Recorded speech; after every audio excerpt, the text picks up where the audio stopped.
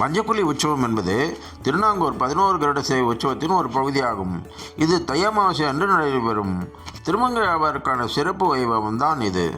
இதில் ஸ்ரீரங்கநாத பெருமாள் ஆழ்வாருக்கு மஞ்சக்குழி மண்டபத்தில் திருமஞ்சனம் கொண்டருளுகிறார்.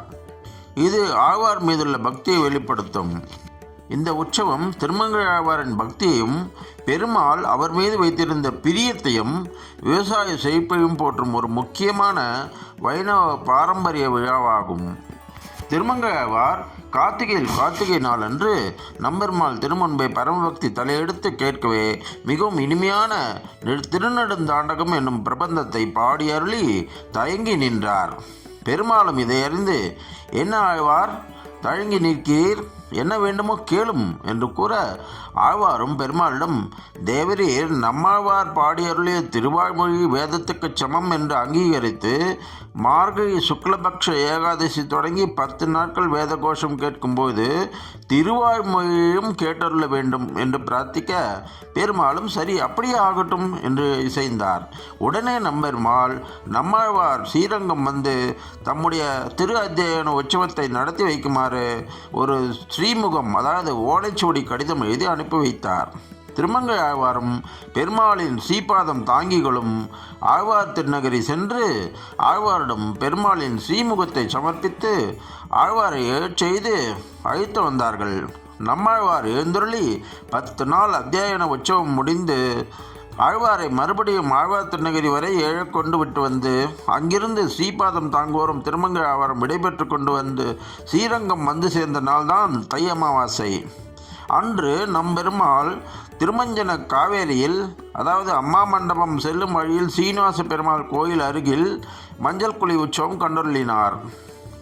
இன்று வரை தை அமாவாசை என்று நம்பெருமாள் கண்டருளும் மஞ்சள் குழி விழா பிரசித்தம். அத்தியன உற்சவத்தை சிறப்பாக நடத்தி கொடுத்த திருமங்கை ஆழ்வாருக்கும் நம்பெருமாள் மஞ்சள் குழி திருமஞ்சனம் செய்ய நியமித்தார். ஆழ்வாரிடமும், நீர் உமது ஊரிலும் இந்த உற்சவத்தை உற்றார் உறவினரோடு சந்தோஷமாக கொண்டாடி கொள்ளும் என்று பகுமானம் கொடுத்துள்ளார்.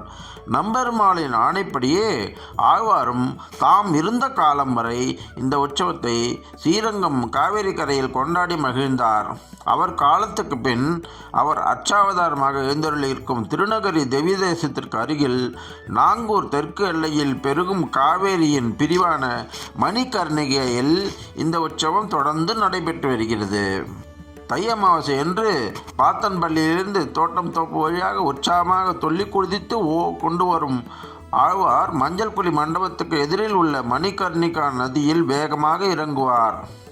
மதியம் 3 மணி அளவில் முழங்கால் அளவு நீரில் ஸ்ரீபாதம் தாங்கிகளோடு அர்ச்சகர்கள், அத்தியாபகர்கள் மற்றும் சில அடியார்கள் பக்தர்களும் நதியில் இறங்கி நிற்பார்கள்.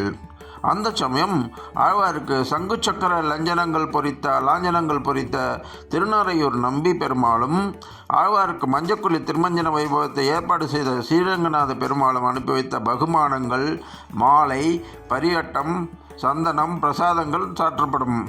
அந்தந்த கோயில் அர்ச்சகர், மணியக்காரர் இந்த பகுமானங்களை தங்கள் தலையில் சுமந்து மங்கள வாத்தியங்கள் முழங்க கொண்டு வந்து சேர்ப்பார்கள்.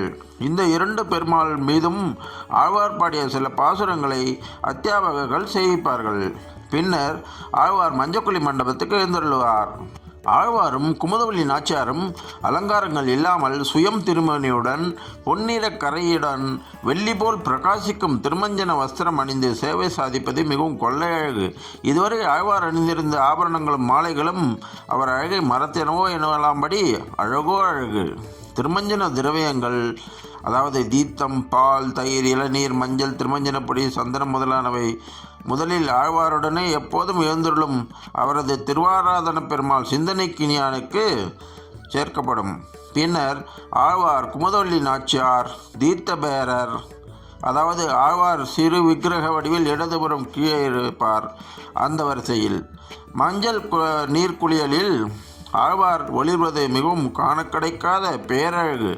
தீர்த்தபேரர் ஆழ்வாரை அர்ச்சகர் எழுந்தருளச் செய்து கொண்டு போய் மணிகர்ணிகா நதி நீரில் திருமஞ்சனம் செய்து, அதாவது மூழ்கு விட்டு மழுவை எடுத்து ஒரு தீர்த்த வட்டிலில் நதி தீர்த்தத்தில் எழுந்தருள பண்ணி கொண்டு வருவார். அனைவருக்கும் ஆழ்வார் நீர ஆடை தீர்த்தம் சாதிக்கப்படும்.